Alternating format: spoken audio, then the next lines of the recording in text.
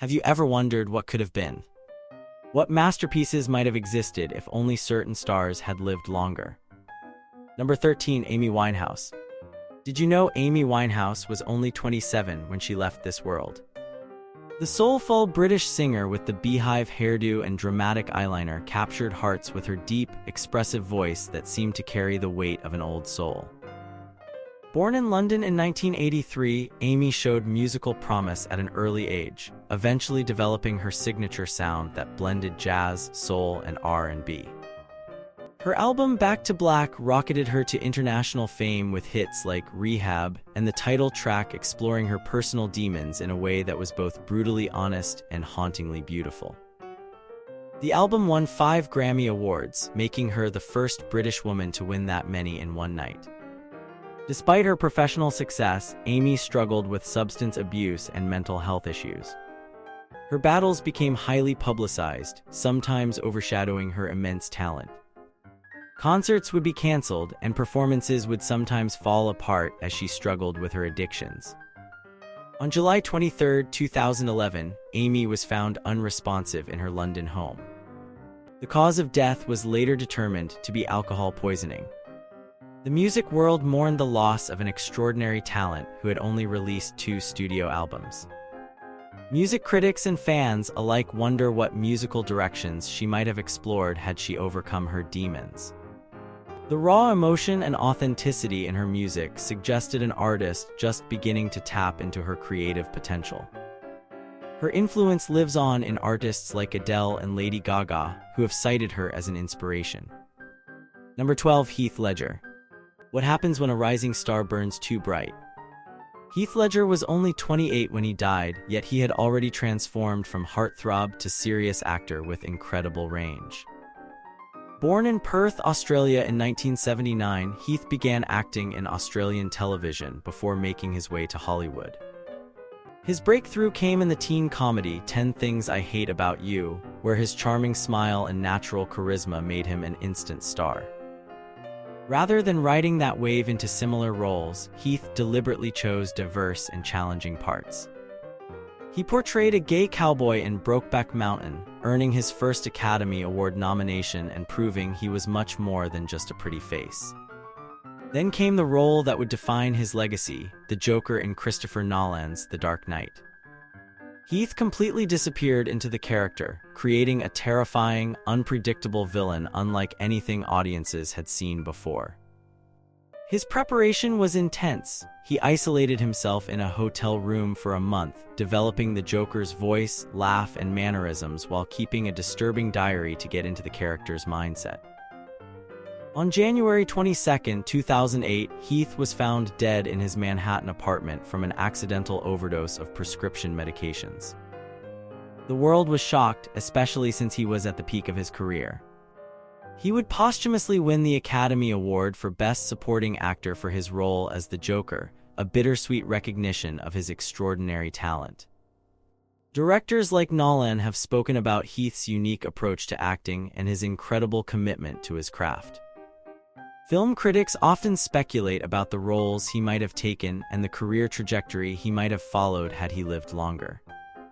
His performances in films like Brokeback Mountain and The Dark Knight showed an actor who was constantly evolving and pushing boundaries. Number 11, Aaliyah. Can you imagine how R&B might sound today if Aaliyah had lived? Aaliyah Dana Houghton was just 22 years old when a plane crash cut short her promising career. Born in Brooklyn and raised in Detroit, she signed her first record deal at 12 and released her debut album, Age Ain't Nothing But a Number, at 14. Aaliyah's smooth vocals and innovative sound, heavily influenced by her collaboration with producer Timbaland, helped define R&B in the late 1990s. Songs like Are You That Somebody and Try Again showcased her sultry voice and helped bridge R&B with hip-hop in new and exciting ways. Her music videos displayed her sleek style and impressive dance moves, making her a complete package as a performer. Beyond music, Aaliyah was making strides in acting with roles in Romeo Must Die and Queen of the Damned, showing she had crossover appeal and potential for a multifaceted entertainment career. She had also been cast in the Matrix sequels, though these scenes were never filmed due to her untimely death. On August 25, 2001, after filming the music video for Rock the Boat in the Bahamas, Aaliyah and 8 others boarded a small plane that crashed shortly after takeoff.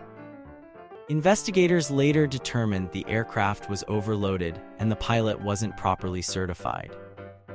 At the time of her death, Aaliyah had just released her 3rd album, which showcased her maturing sound and growing artistic confidence.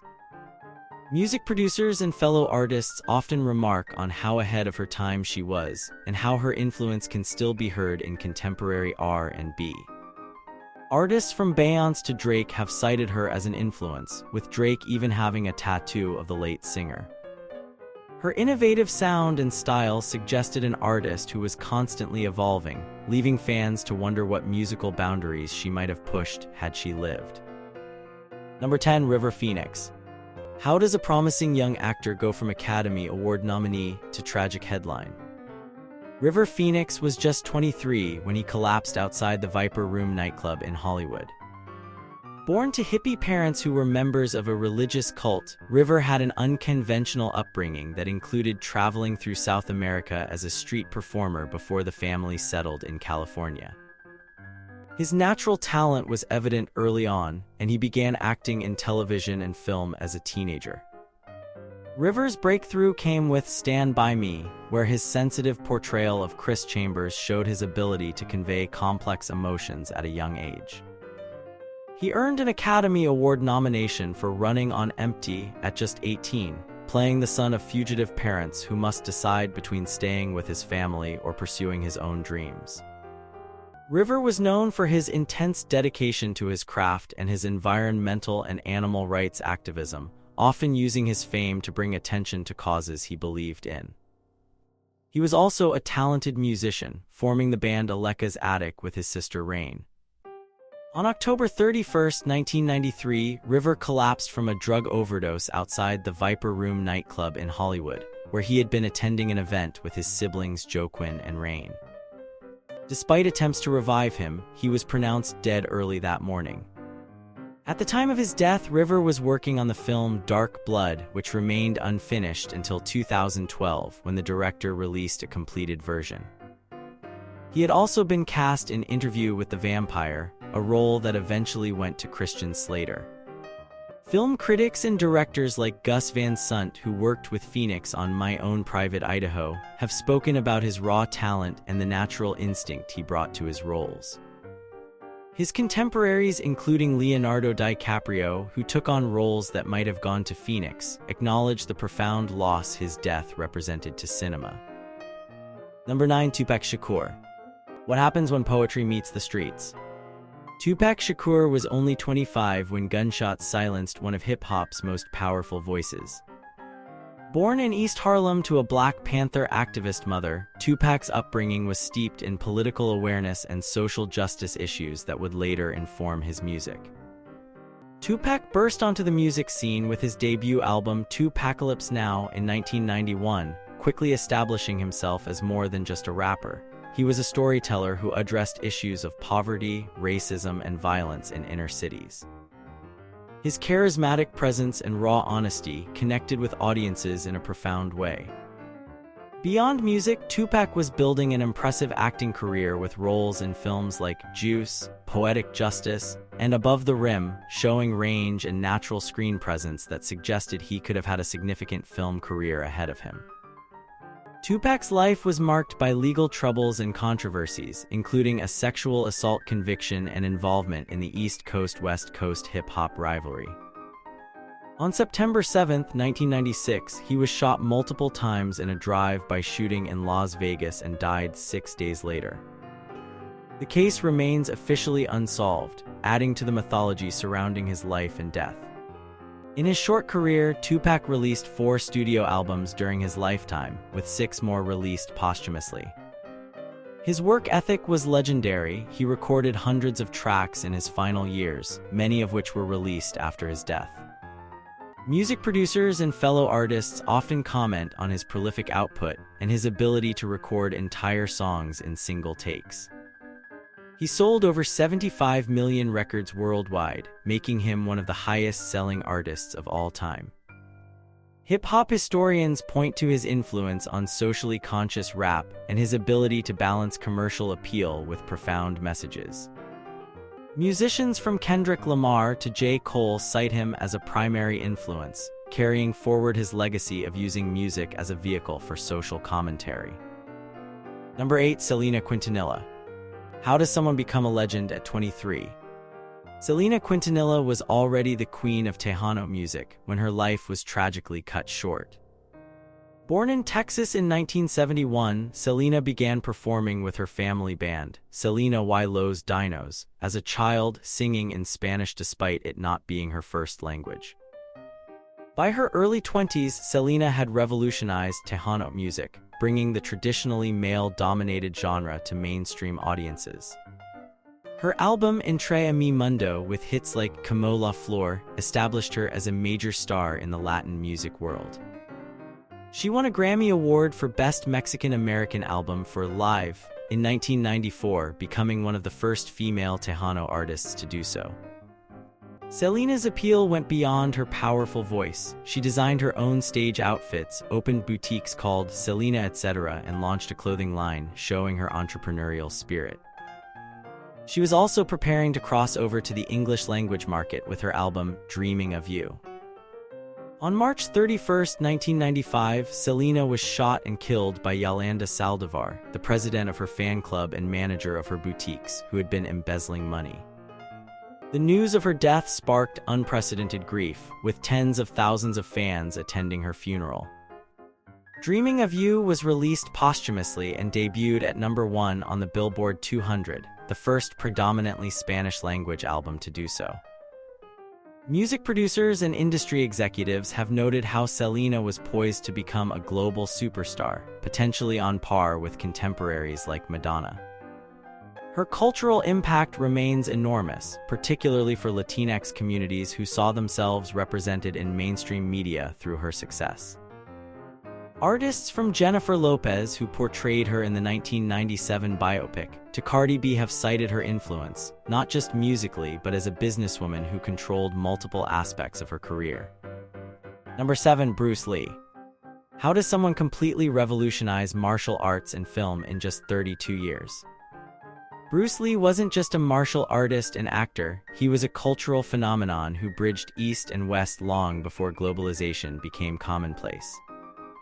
Born in San Francisco in 1940 and raised in Hong Kong, Bruce began training in Wing Chun Kung Fu as a teenager before developing his own martial arts philosophy called Jeet Kune Do. After returning to America, Bruce taught martial arts and landed the role of Kato in the television series The Green Hornet, where his fighting skills quickly outshined the main character. Frustrated by limited roles for Asian actors in Hollywood, Bruce returned to Hong Kong to star in films like The Big Boss and Fist of Fury, which showcased his incredible speed, charisma, and innovative fighting style. Enter the Dragon, his most famous film, was released posthumously and became one of the most profitable martial arts films of all time. Beyond his physical abilities, Bruce was a philosopher who wrote extensively about martial arts theory and personal development. His approach to martial arts was revolutionary. Rather than adhering to traditional forms, he advocated for practicality and adaptability, ideas that would later influence the development of mixed martial arts. On July 20, 1973, Bruce died in Hong Kong from cerebral edema, potentially caused by an allergic reaction to medication. His sudden death at the height of his fame led to numerous conspiracy theories, adding to his legendary status. At the time of his death, Bruce was working on Game of Death, which was later completed using stand-ins and existing footage. He had also been developing new film projects and expanding his martial arts schools.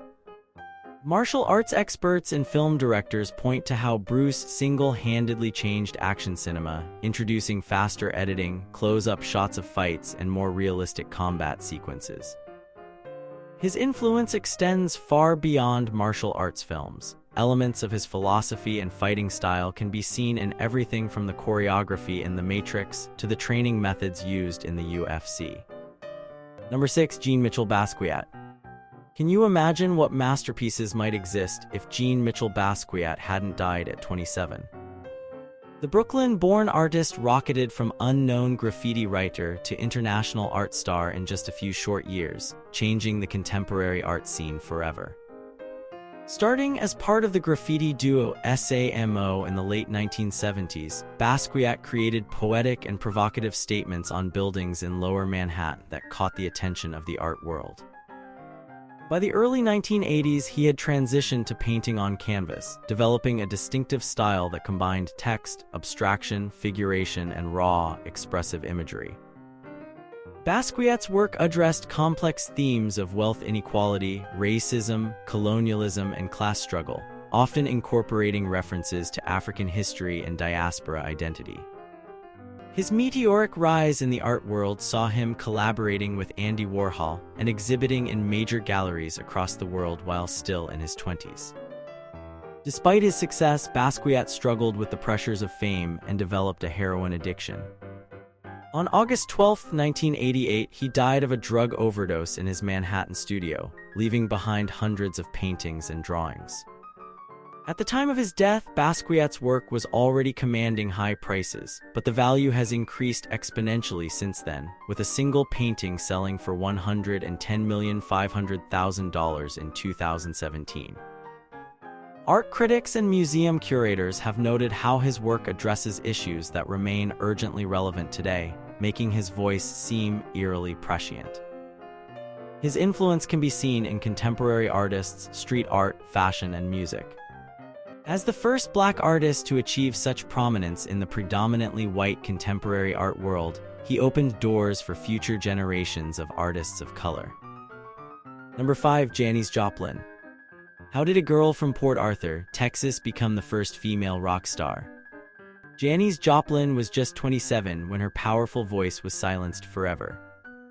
Born in 1943, Janis grew up feeling like an outsider in her conservative hometown, finding solace in blues and folk music. After struggling in San Francisco's music scene in the mid-1960s, Janis joined Big Brother and the Holding Company, where her raw, emotional vocal style transformed the band. Their performance at the 1967 Monterey Pop Festival was a turning point, with Janis's rendition of Ball and Chain stunning the audience and establishing her as a formidable talent. Janis's stage presence was electric. She performed with every fiber of her being, bringing an intensity to rock that had rarely been seen, especially from female performers. She later formed her own bands and continued to refine her bluesy sound with hits like Piece of My Heart, Cry Baby, and Me and Bobby McGee. Despite her professional success, Janis struggled with insecurity and substance abuse, using alcohol and heroin to cope with personal pain. On October 4, 1970, she was found dead in her hotel room from a heroin overdose, just 16 days after the death of Jimi Hendrix. At the time of her death, Janis was working on her album Pearl, which was released posthumously and became her most commercially successful work. Music historians and critics often discuss how Janis broke gender barriers in rock music, proving that women could be just as powerful and uninhibited as their male counterparts. Her influence echoes through generations of female artists, from Stevie Nicks to Pink, who have cited her as inspiration. Fellow musicians who knew her speak of her vulnerability offstage, a stark contrast to her fierce persona during performances, suggesting a complex artist who might have evolved in fascinating ways had she lived longer. Number 4. James Dean. Can 3 films really create an eternal legend? James Dean was just 24 when a car crash transformed him from promising actor to cultural icon who would forever symbolize rebellious youth. Born in Indiana in 1931, James studied drama at UCLA before heading to New York to pursue acting. After small roles in television and stage productions, James landed his breakthrough role in East of Eden, 1955, where his emotionally raw performance as troubled son Cal Trask showcased his natural talent and unique approach to acting. Director Elia Kazan recognized something special in the young actor, allowing him creative freedom that was unusual for the time. James's most famous role came in Rebel Without a Cause, 1955, where he portrayed troubled teenager Jim Stark. The film captured post-war adolescent disillusionment and established James as the voice of a generation. His final completed film, Giant, 1956, showed his range as an actor as he portrayed a character aging from youth to old age. On September 30, 1955, James died when his Porsche 550 Spyder collided with another vehicle at an intersection in California. He was traveling to a car race, indulging his passion for speed that had alarmed his studio. Rebel Without a Cause and Giant were released posthumously, with James becoming the first actor to receive a posthumous Academy Award nomination for East of Eden and later for Giant. Film historians and critics often discuss what might have been. James had been planning to establish his own production company and had expressed interest in directing. His acting teacher, Lee Strasberg, considered him one of his most promising students, alongside Marlon Brando. His influence extended far beyond film. He became a style icon with his jeans, t-shirt, and tousled hair look becoming symbolic of youth rebellion. His acting style, heavily influenced by the Stanislavski method, helped change Hollywood's approach to character development. Actors from Leonardo DiCaprio to James Franco have cited him as an influence, studying his performances for their emotional authenticity. Number 3. Jimi Hendrix. What happens when someone completely reimagines what an instrument can do? Jimi Hendrix revolutionized the electric guitar in just 4 short years in the spotlight, dying at 27 before he could fully realize his musical vision. Born in Seattle in 1942, Jimi taught himself to play guitar as a teenager, eventually serving as a backing musician for acts like Little Richard and the Isley Brothers. After being discovered in New York by manager Chas Chandler, Jimi moved to London in 1966 and formed the Jimi Hendrix Experience. His debut album, Are You Experienced?, stunned listeners with its innovative sounds and virtuosic playing. Jimi's performance at the Monterey Pop Festival in 1967, where he famously set his guitar on fire, introduced him to American audiences and cemented his reputation as a revolutionary performer.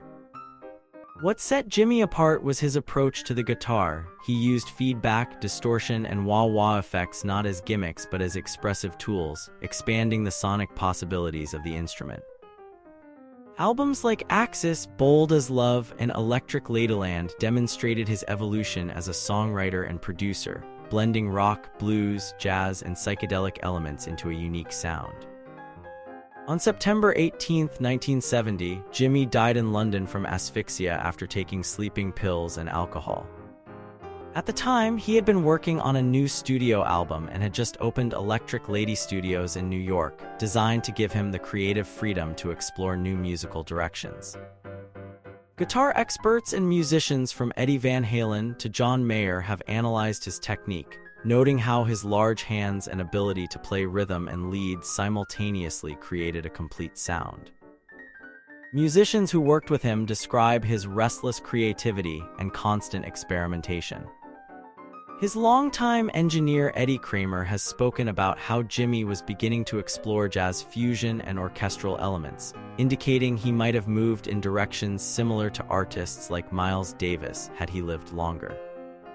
His influence extends beyond guitar playing to production techniques, with his innovative use of the studio as a creative tool still studied by producers today. Number 2. Marilyn Monroe.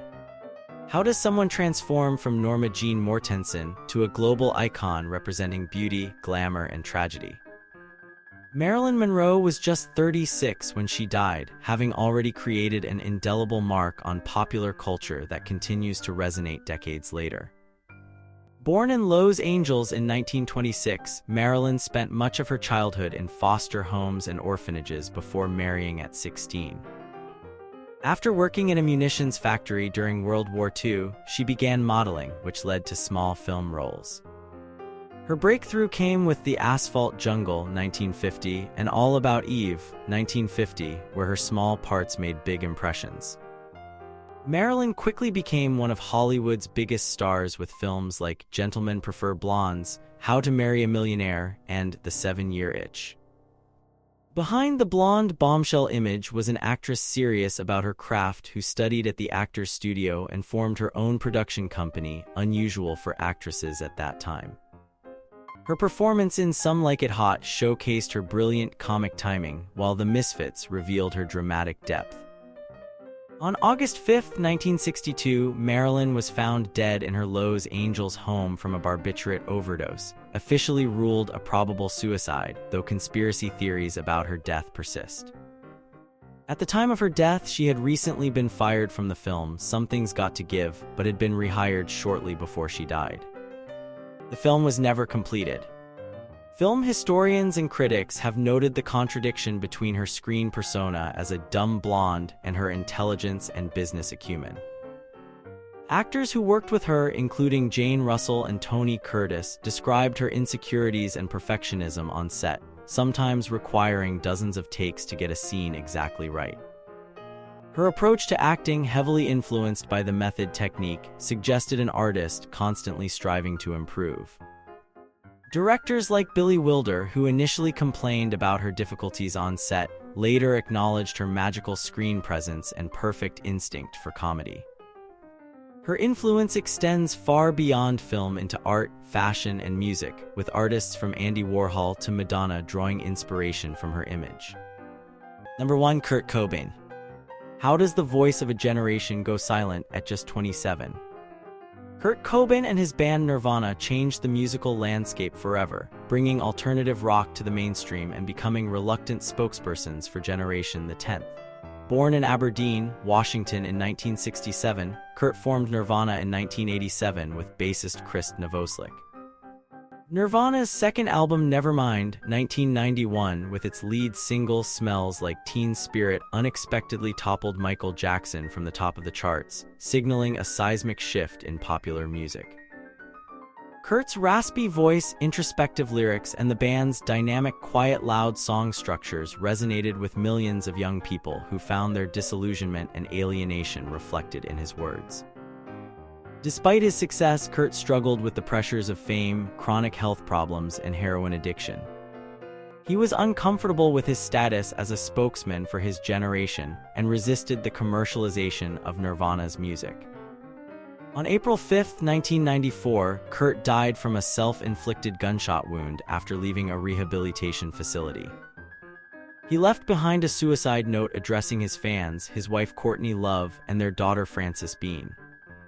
At the time of his death, Nirvana had released 3 studio albums and had recently recorded an acclaimed MTV Unplugged session that showcased the band's versatility and Kurt's songwriting talents. Musicians who knew Kurt describe his contradictions: a shy person who could command stadium-sized audiences, a punk rocker uncomfortable with mainstream success, an artist with a clear vision who felt misunderstood by many fans. Music producers like Butch Vig, who worked on Nevermind, have spoken about Kurt's musical instincts and perfectionism in the studio, suggesting he might have explored more experimental or acoustic directions had he lived longer. His influence extends far beyond grunge music, his focus on songwriting over technical virtuosity, his willingness to address personal and social issues in lyrics, and his DIY ethos continue to inspire musicians across genres. Have you ever thought about how different our cultural landscape might be if these bright stars had been given more time to share their gifts with the world?